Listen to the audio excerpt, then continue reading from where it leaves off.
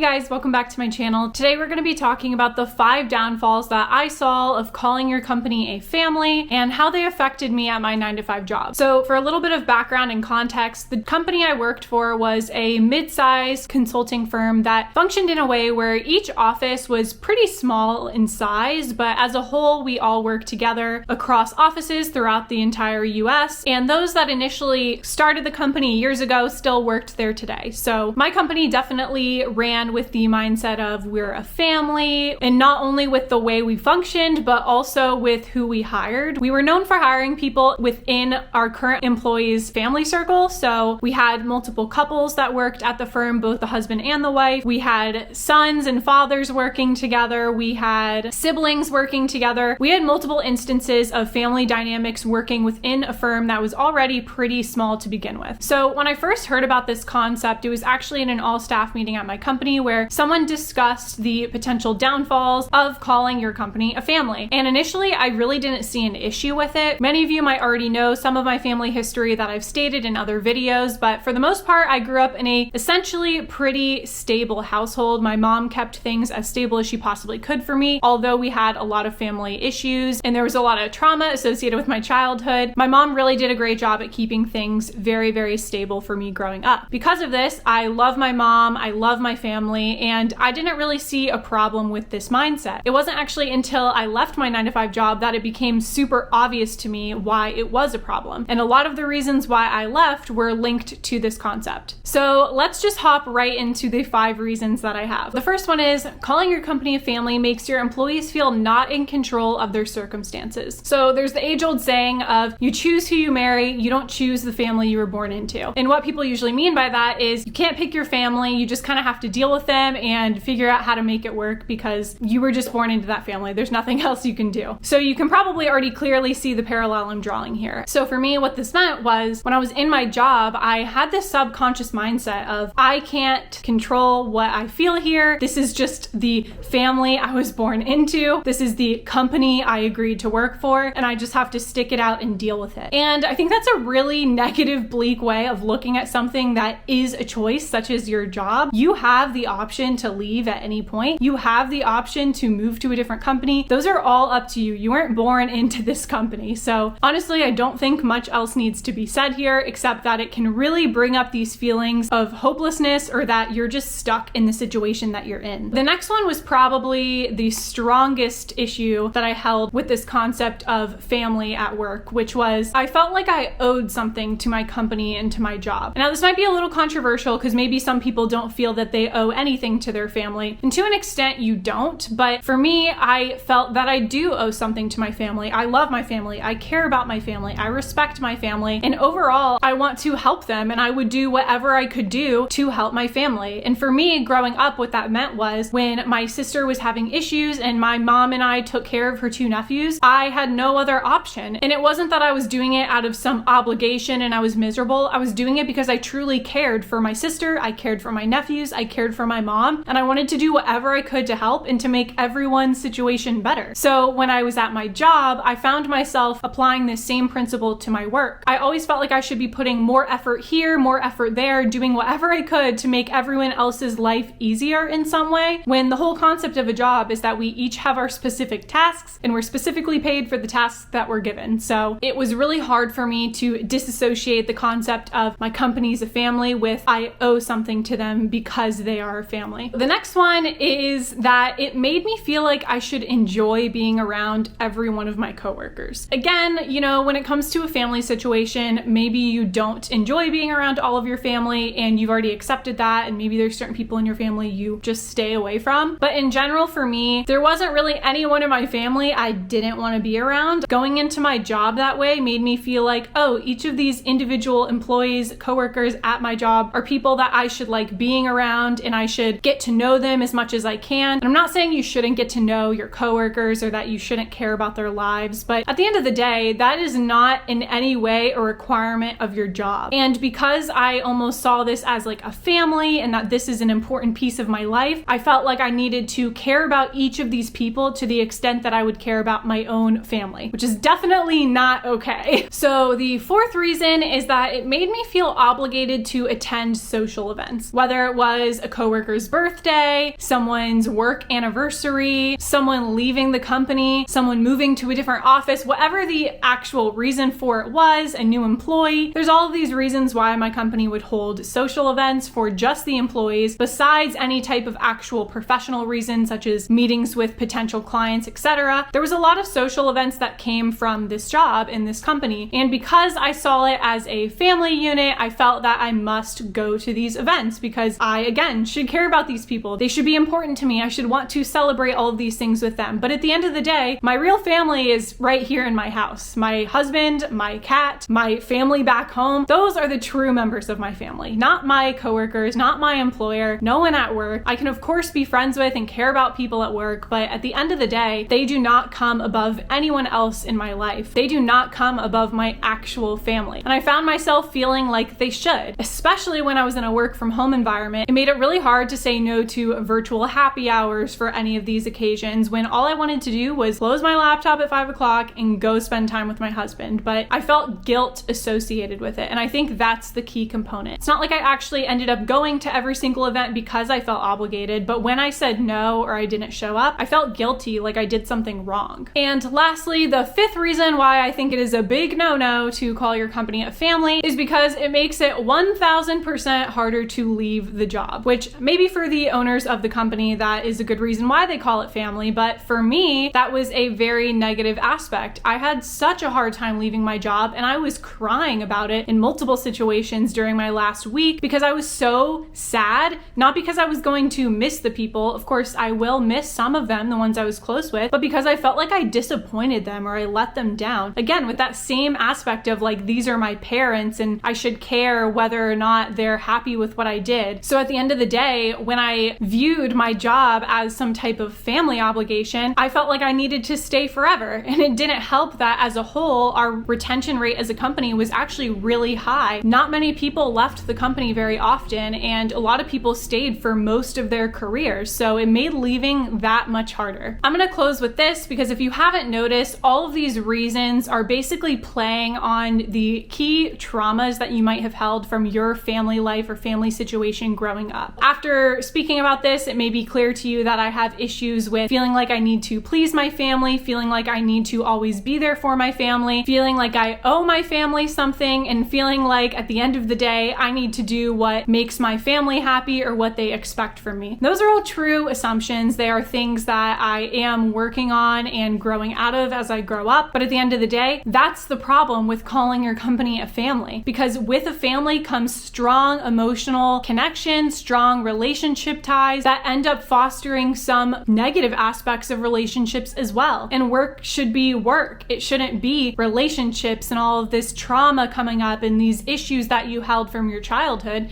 It should just be your job, your work. There should be nothing more to it in terms of feeling like you owe these people something or that it's connected to your past as a child. I hope that gave you some insight on why I see an issue with calling your company a family. I'm curious to know in the comments down below what issues you guys see that I might not have mentioned. I'm sure there's plenty of others. I just mentioned the top 5 that I saw the most when I was at my 9-to-5 job. Like I always say, make sure to follow me over on Instagram. I'll put my handle right here. I love chatting with you guys over there, and I would love to get a DM from you and hear more about the situation you're going through. Other than that, I will see you in the next video. Bye.